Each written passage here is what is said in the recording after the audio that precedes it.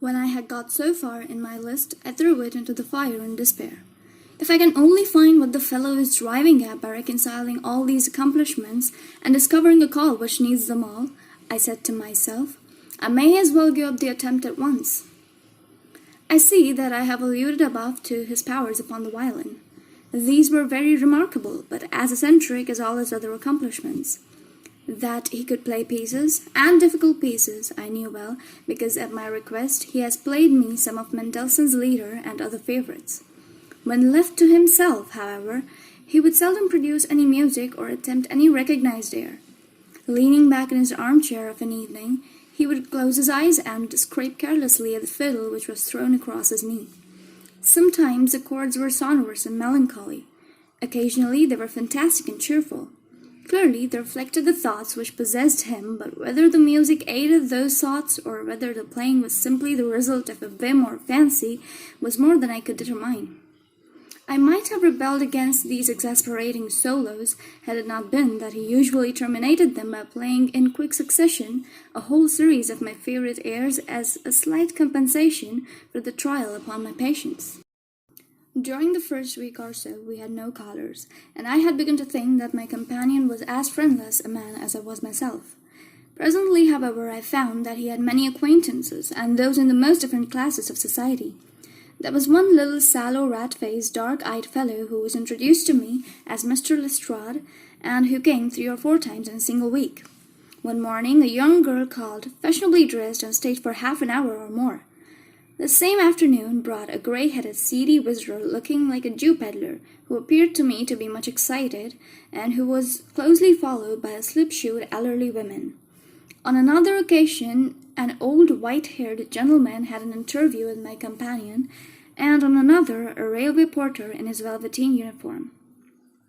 When any of these nondescript individuals put in an appearance, Sherlock Holmes used to beg for the use of the sitting-room, and I would retire to my bedroom. He always apologized to me for putting me to this inconvenience. I have to use this room as a place of business, he said, and these people are my clients.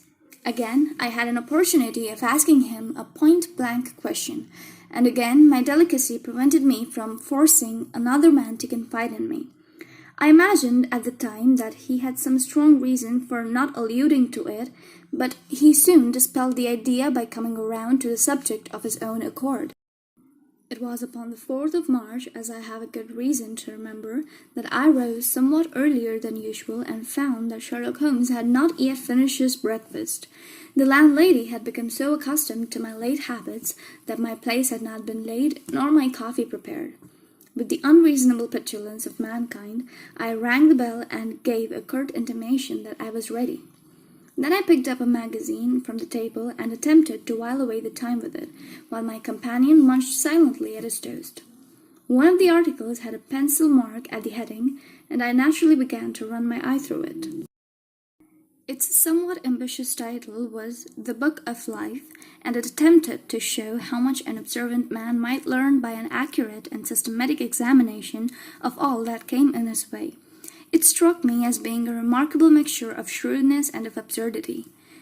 The reasoning was close and intense, but the deductions appeared to me to be far-fetched and exaggerated. The writer claimed by a momentary expression, a twitch of a muscle, or a glance of an eye, to fathom a man's inmost thoughts. Deceit, according to him, was an impossibility in the case of one trained to observation and analysis. His conclusions were as infallible as so many propositions of Euclid. So startling would his results appear to the uninitiated that until they learned the process by which he had arrived at them, they might well consider him as a necromancer. From a drop of water, said the writer, a logician could infer the possibility of an Atlantic or a Niagara without having seen or heard of one or the other.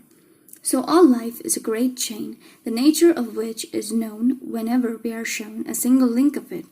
Like all other arts, the science of deduction and analysis is one which can only be acquired by long and patient study, nor is life long enough to allow any mortal to attain the highest possible perfection in it.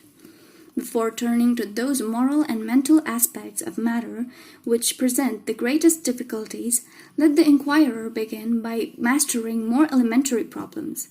Let him, on meeting a fellow mortal, learn at a glance to distinguish the history of the man and the trade or profession to which he belongs.